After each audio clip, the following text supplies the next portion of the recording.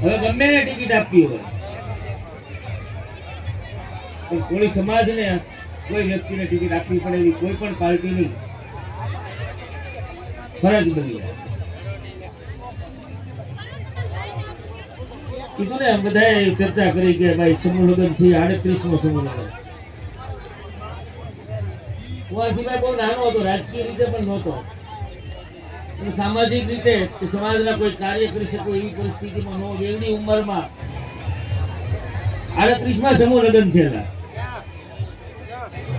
ત્યારે આપણે ખૂબ કપરી પરિસ્થિતિની અંદર કામ કરવું પડતું. હું નાનો એવો તો મને યાદ છે કે 13 લગ્ન સમૂહ લગ્ન 38 વર્ષ પહેલા પ્રથમ સમૂહ લગ્ન આપણે અખાડાની અંદર કરેલા. આપણા સમાજના આગેવાનો કેટલી મહેનત કરી છે, કાંઈ નથી કરતા. મંડપ પોતે નાખ્યા હતા. આવી પરિસ્થિતિ અંદર સમાજના આગેવાનોએ જે કામ કર્યું છે. અત્યારે તો કહીએ ને કે આપણે લડવાના સમય ઉપર આપણે બધા બેઠા છીએ. સમાજના પુષ્કળ આગેવાનો હું એમ કહું છું કે આ સમૂહ લગ્ન કરીએ તો બીજા કરતા હોય એમાં કોઈ તકલીફ પડતી જ નથી. સમાજ કરતો હોય ને આપણે કઈ કરતા ન હોય.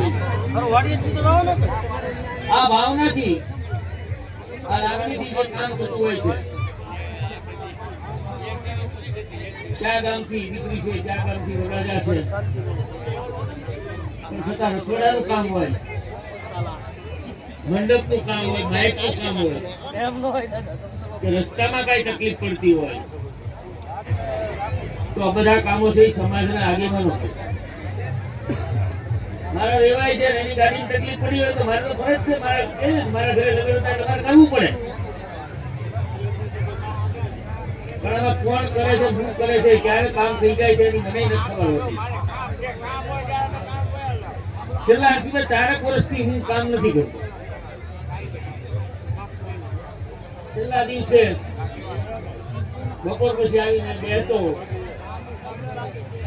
આજે કહીએ ને કે અમે 4 વાગ્યા સુધી વખતે ગયા થઈ. આ સિવાય કીધું ને કે વહેલા લગન પૂરા કરવા જોઈએ.